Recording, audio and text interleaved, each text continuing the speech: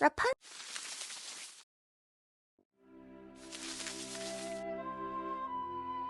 Once upon a time, there was a man and his wife. They had wanted a child for a long time, but had never had one. One day, a miracle happened, and the woman gave her husband the news that they had both so long wished for. They were going to have a baby. The man and his wife lived in a house with a small window in the kitchen overlooking a beautiful garden of fresh vegetables and flowers. Unfortunately, there was a high wall of barbed wire around it, and no one ever entered it because it belonged to a mighty witch, who everyone was terrified of.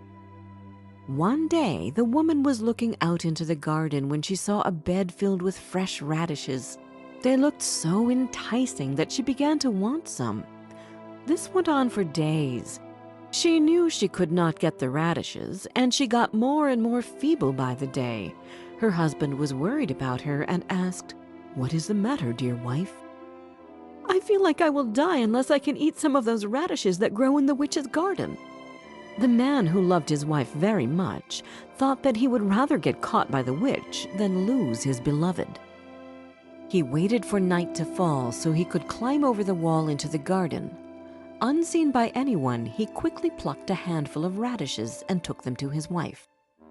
She made a radish salad and ate to her heart's content, but it tasted so good that the next day she longed for twice as many as she had before.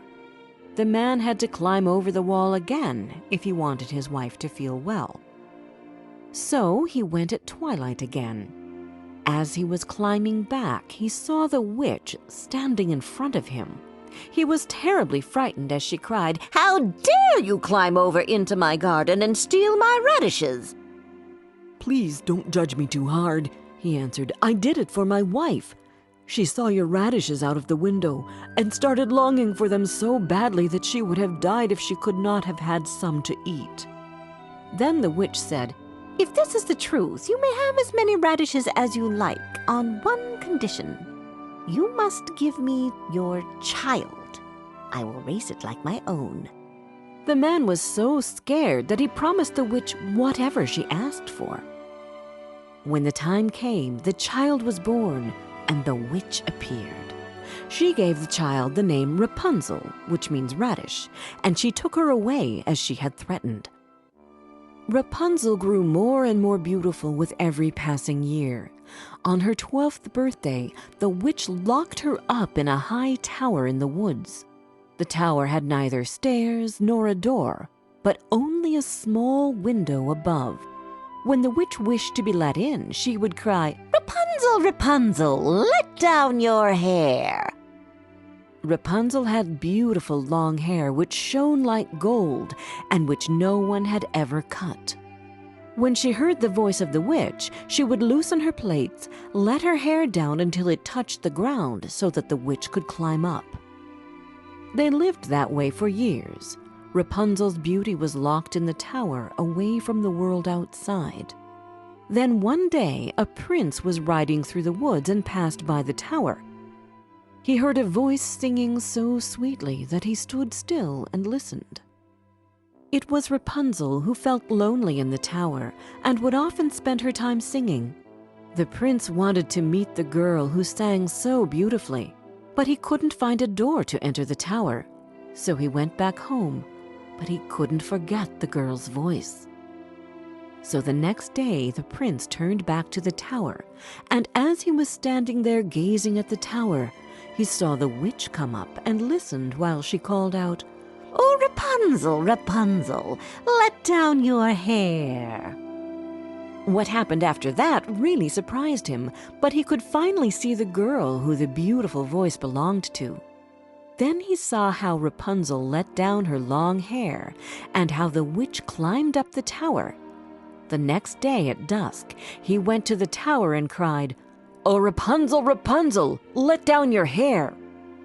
She let down her hair, and the prince climbed up. When she saw that a man had come to her room instead of the witch, she became really scared. But the prince began speaking so kindly and told her how her singing had entered into his heart and how he could have no peace until he had seen her. Rapunzel forgot her terror, and when he asked her to be his wife, she thought to herself that he was young and handsome, and that she liked him much better than she liked the witch. She put her hand into his and agreed to leave the tower with him. She said, "I would go with you, but I don't know how to get out. When you come, bring a rope each time, and I will make a ladder. When it is ready, I will climb down from the tower, and you shall take me away on your horse." They agreed that he should come to her every evening as the old woman came in the daytime. So the witch knew nothing of all this until one day Rapunzel said to her, "Mother Gothel, how is it possible that you climb up here so slowly, and the prince climbs up in a moment?" What is this I hear? The witch cried. I thought I had hidden you away from the world, and you have betrayed me. In her anger, she cut Rapunzel's beautiful hair and took her to a desert place, where she left her to live out her days in great misery. The same evening, the prince came to the tower and cried, "Rapunzel, Rapunzel, let down your hair!" But this time, the witch let the hair down and the prince climbed up. But instead of seeing his dearest Rapunzel, he found, to his horror, the witch looking at him with glittering eyes. You will never see Rapunzel again, she told him, and with those words she pushed the prince from the tower. He fell on thorns which blinded him. Left without his sight, the prince wandered through the woods for months, until one day he heard someone singing. He didn't know where he was, nor could he see where she was, but he was sure that this was his darling Rapunzel singing. He followed the voice to come to his beloved Rapunzel. When she saw him, Rapunzel dropped the buckets of water which she was holding, and they fell into each other's arms and cried, happy to be together after such a long time. One of Rapunzel's tears fell on his skin, and in that moment a miracle happened. The prince could see again. "What happened to your hair?" he asked, and touched her hair. But before Rapunzel could even answer him, another magic happened, and her hair grew back, long and shining as it had always been. Then the prince took her to his kingdom, where he was received with great joy, and there they lived long and happily.